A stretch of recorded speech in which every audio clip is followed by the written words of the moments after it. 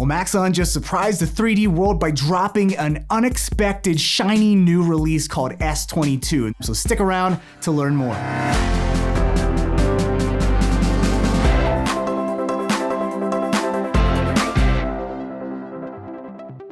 Cinema 4D S22 is the first release outside of the typical annual fall release cycle. Now S22, the S stands for subscription, so you can think of this as an early access bonus release for subscribers only. Now put down your pitchforks, because later in the year, Maxon's gonna release another update that's gonna have all of the S22 updates, along with many more enhancements, along with the perpetual license upgrade option. So I guess if you want to keep up to date with all the latest and greatest and more frequent updates, you just gotta smash that Maxon subscribe button. Now, if you want to follow along with this video, be sure to download the free project files. You can find them in the description below. All right, on to the juicy stuff. S22 is headlined by UV workflow improvements, and rightly so. It's not only been one of the most requested features users wanted to improve for years and years and years and years and years and years and years, but it's also been one of the most painful to use areas in an app that really prides itself on its ease of use. And I'm sure I'm not alone when I say that up until now, I've totally avoided UVS and C4 D altogether. So for those that may not be familiar, let's begin by answering the question, what's a UV? Well, UVs are the names of the axes of a plane. You can see that in our two views here, our texture UV editor and our normal 3D view, we have the X, Y, and Z coordinates that are, of course, used for coordinates in 3D space. And UVs are basically the names of the axes of a 2D plane or a polygon. Now, how do you get a 3D object into a 2D UV? Well, UV unwrapping is the process of flattening out a 3D model into a 2D representation for texture mapping. So if you think of a stuffed animal, like this Stuffed.Well here, it's made by sewing together separated pieces of flat fabric based on a sewing pattern to create one sewn together stuffed animal, this happy little whale. And basically UVing is that same process of basically defining seams and then unsewing or unwrapping a model at its seams to flatten it out to, again, easily texture. Now, S22 greatly improves this entire UV unwrapping process, especially for noobs. It allows newcomers to easily understand and visualize the UV process and how 2D UVs actually relate to our 3D model. So here we have UV the whale. Took me a long time to come up with that name. And what we're gonna do is unwrap him like the stuffed animal whale so I can show you the similarities to that whole sewing process. So to start editing the UVs, or to even view the UVs, we're gonna head into our body paint UV edit layout. Now, the first thing you're gonna notice is that, number one, the layout isn't completely jumbled. If you've used body paint in the past, the menus were all over the place. The object manager wasn't here, the attribute manager wasn't here, left was right, up was down. It was a little bit confusing to say the least. So this is really nice that everything kind of stays in a kind of typical standard Cinema 4D layout, so you're not trying to figure out where things are. So that being said, let's go ahead and view our UV. So here's my UV editor. If I go and use the 1 key and 2 key, I can pan and zoom just like in my perspective view here. And to view the UVs, I'm just gonna go ahead and select my object. And what I can do is then select the edge mode. And you're gonna notice that I can actually select an edge in my 3D view, and you can see in the 2D view what edge is represented there. So it's so easy to see the relationship between your 2D view and your 3D view. Like I can select all this stuff. I can do a UL loop selection, and you can see there's the loop selection selected there in the UV editor. Now, one thing you can see is if I get out of my selection here, so there's a lot of different visual representations of how you can view your UVs. So if we go into the view menu here, Let's go to UV connectivity, and here you can actually see visually represented by color the seam relationship. So you can see the orange matches with this orange seam. You can see on the little fin seams where that relates to this fin island over here. It's red and this is red and this is yellow and this seam is yellow. So a lot of different ways to visualize seams. We can also choose something like multicolor islands, and wow, we just got really tropical here. It's a tropical whale, and you can see that this UV island, so individual groups of UVs are called an island, and you can see that on our whale, this pink island is right there. You can see that represented in our 3D view. Here's our yellow UV island here. You can see that's different color there. And then on the other side, there's our other fin, our other flapper. And then right here, that's orange. Okay, so we have this visual representation, this color-coded UV island mode. Let's go ahead and let's try another one. Let's do distortion. And distortion is very interesting because it shows you the distortion of your polygons via a heat map, with blue being your UVs, your polygons are stretched, and red meaning that your UVs are actually squashed. And you can easily see if you have any overlapping polygons as well if we go into that view, okay? So another way to check distortion is by utilizing a UV map. So if we go to configure, I'm going to go to this back tab here, and right now the texture is just empty, but we can load in a UV map, and you can see that it's going to apply a UV map, and you can see the distortion on your model and see how well your model is wrapped. For not knowing anything about unwrapping, I think, I did an okay job. I don't know.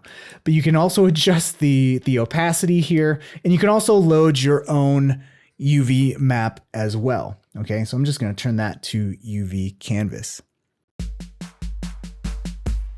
So now that you have a better idea of what AUV is and a little bit about what unwrapping is, let's cover the new unwrapping workflows in S22.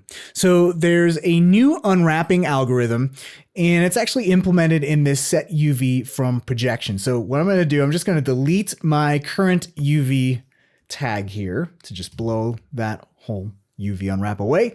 And basically what you can do is you can set UV from projection by just clicking that button. I'm just going to go Command or Control Z to undo that.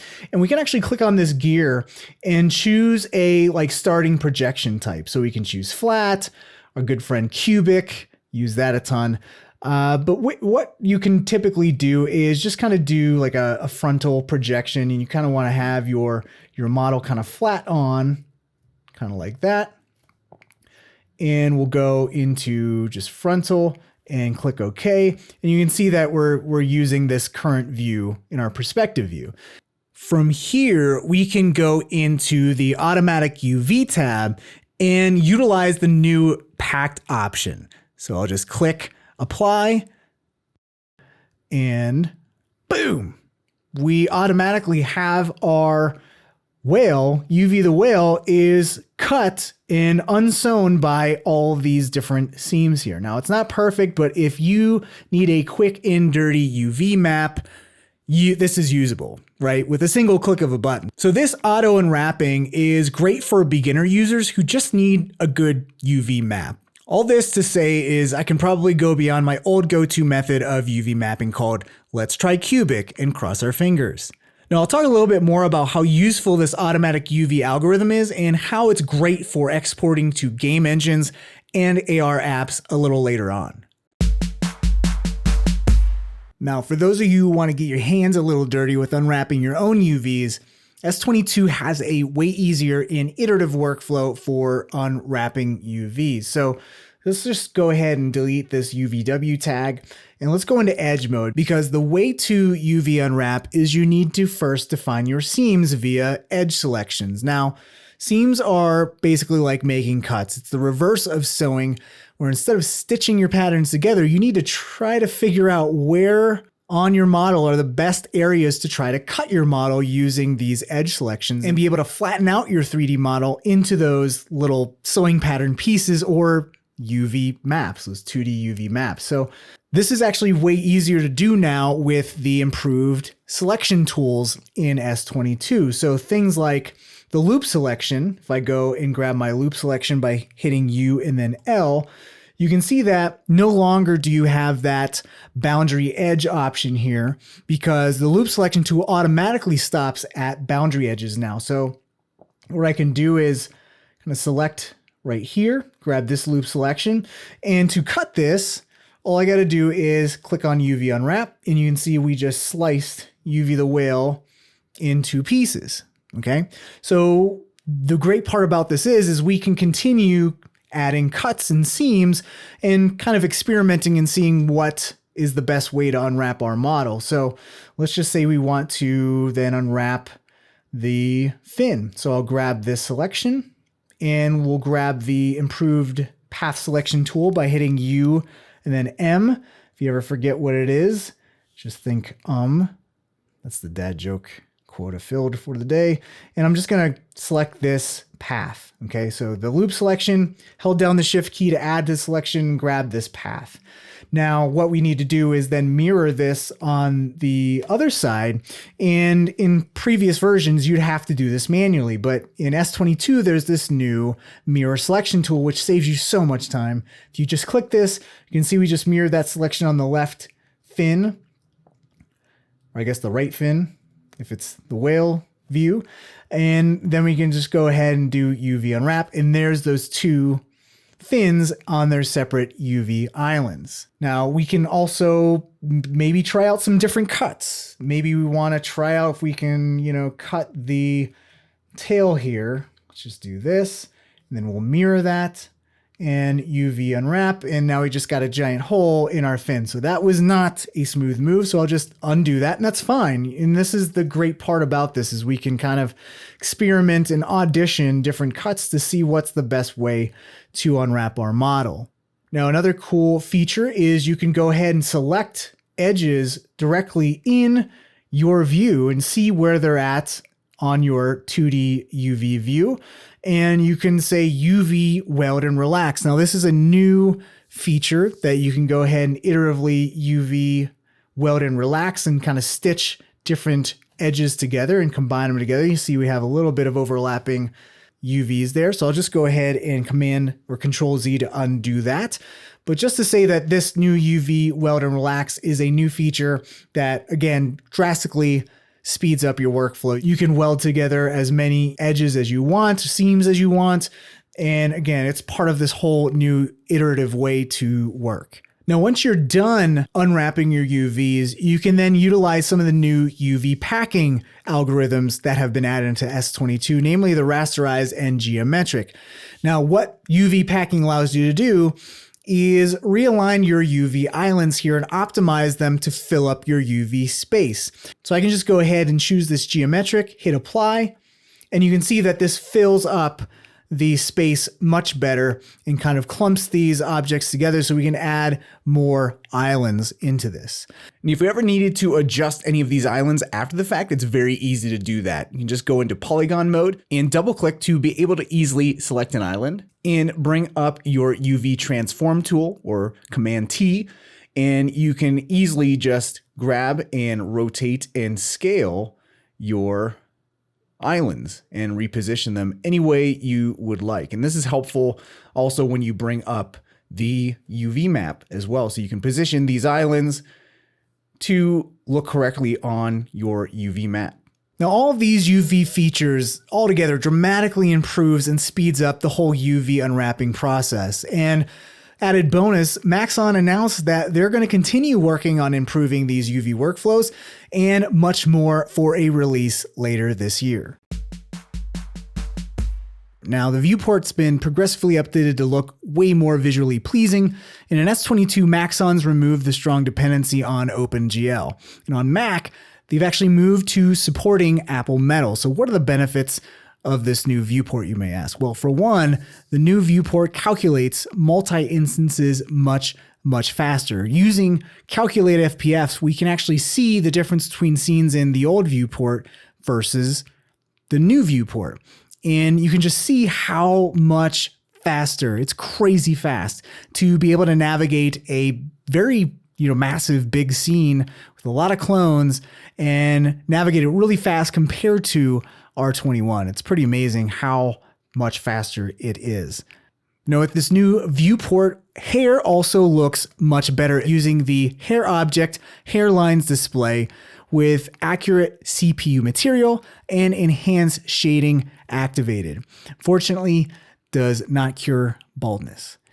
And the viewport filter options have been reorganized and can now be saved as presets. So you can save different presets for different workflows. And there's also the new geometry only mode. So you can actually check out your scene without any of that clutter, Marie Kondo your scene and render out a quick play blast with only your geometry visible using viewport render. There's also a new viewport downres so you can tame heavier scenes that way as well. Over the past couple releases, the modeling commands have been slowly being migrated to the new modeling core, and with S22, this migration's basically done. This means that you have better selection tools with more reliable results, as I showed you in the UV workflow. It's got better vertex maps, and bevels have been given a speed boost, and they also have better preserved UVs, to name a few benefits. Another thing is that the magnet tool and brush tool have been upgraded to share a lot of the same features.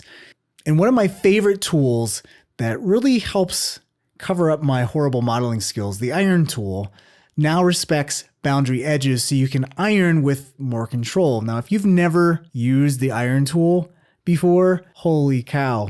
This is like a modeler's best friend, especially a noob modeler's best friend. It helps iron out all your janky geometry that you may be building and kind of cover up your shortcomings. And it actually helped me a lot modeling UV.Well, as you can see here. Another update is with the extrude object. Auto extrude direction now extrudes work in the direction of the spline shape. So no longer do you have to define specific axes to get the extrude in the right direction. So nice little quality of life feature.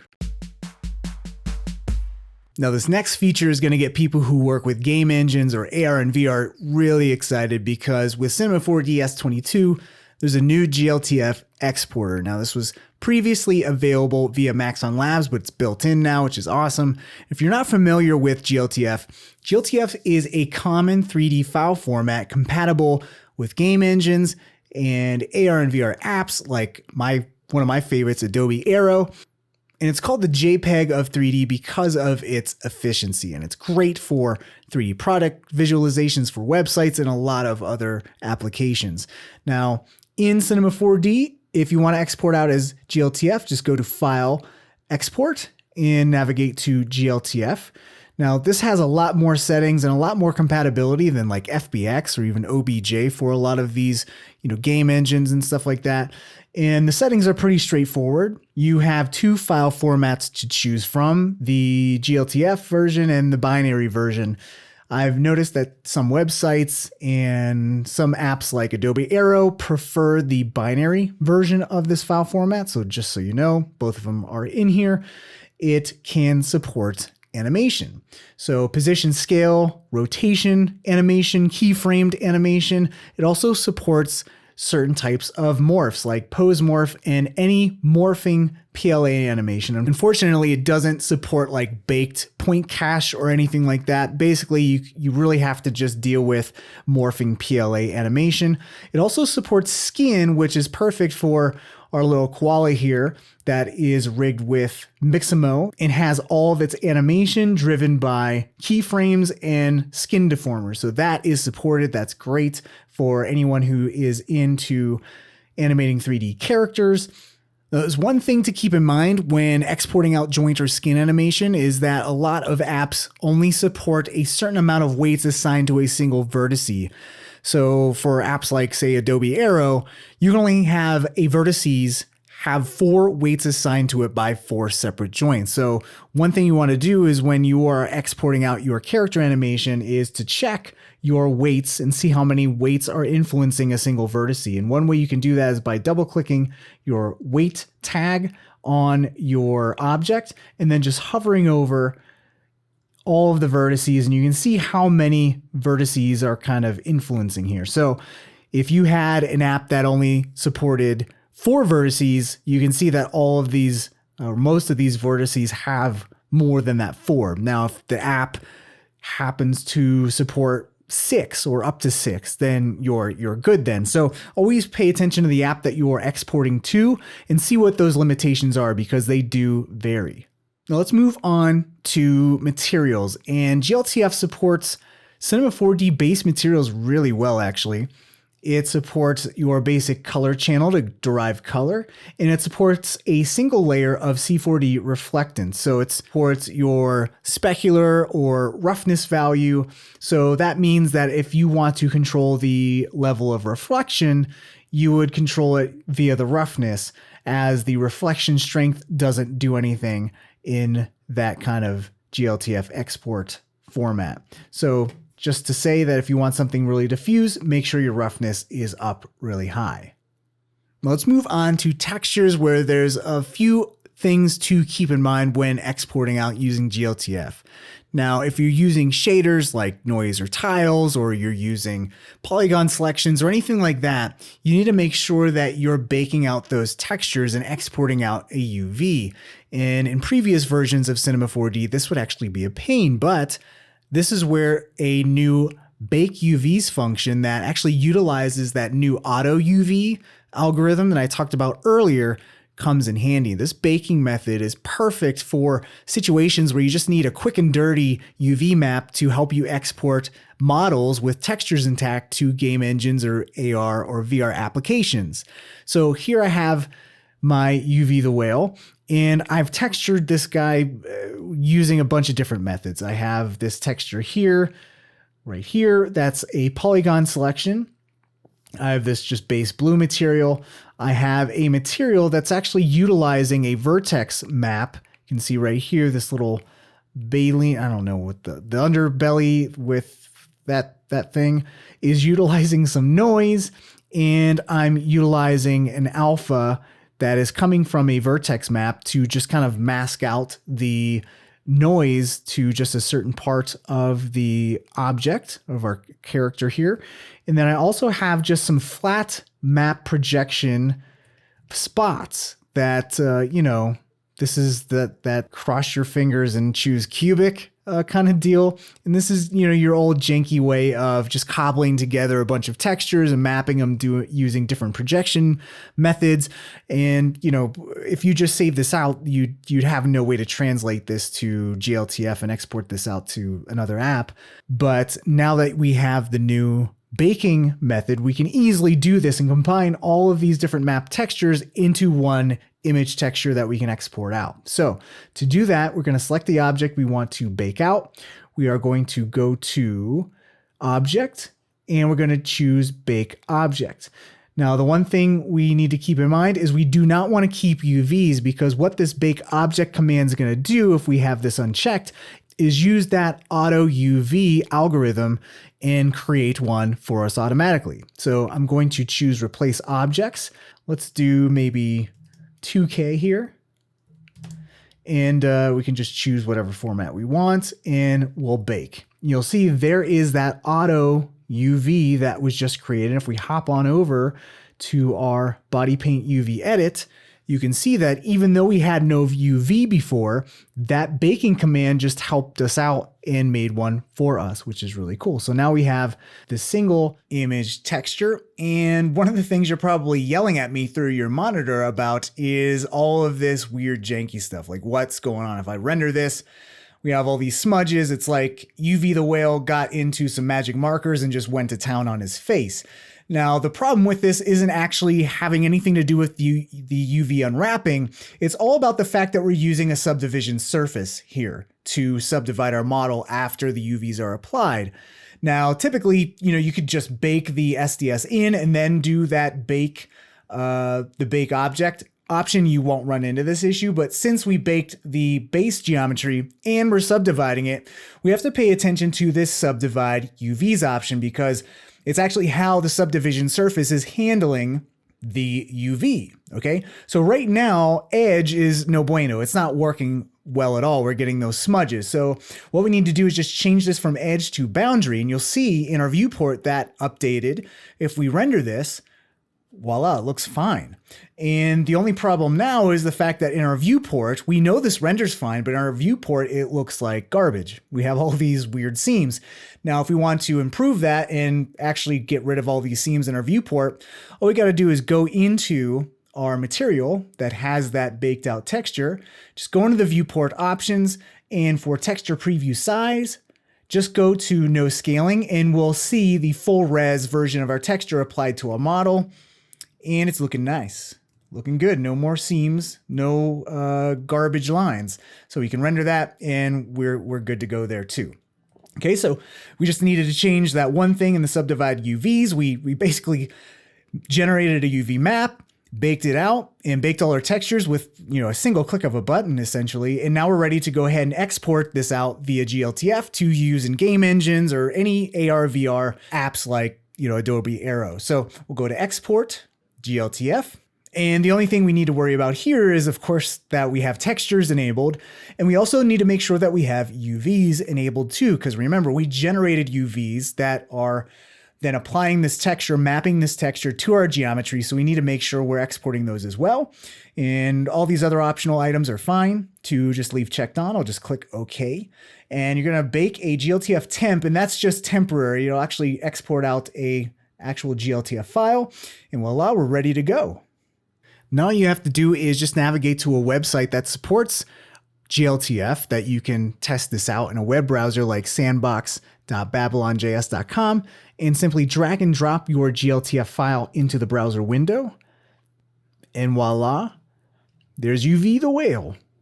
And we can change the type of lighting in our view. And I mean, this is what's really cool about GLTF is you can easily take your models from Cinema 4D, export them out into GLTF format, and start rocking and rolling in the world of AR or VR, and even play around with things like Adobe Aero and getting your characters in there. And it's just really cool to see your work outside of a computer monitor in like an iPhone or something like that. That's only a few of the many enhancements coming to Cinema 4D S22. Now, we'll be covering more of these features more in depth, like UVs, in the future, so stay tuned for that. Now, if you want to learn more about all of the features that were added to Cinema 4D S22, be sure to check the description. We're going to have links to Maxon's site that's going to list all of the new features and a lot more information. Now, if you want to keep up to date on everything Cinema 4D and the industry as a whole, be sure to subscribe, and I'll see you in the next video.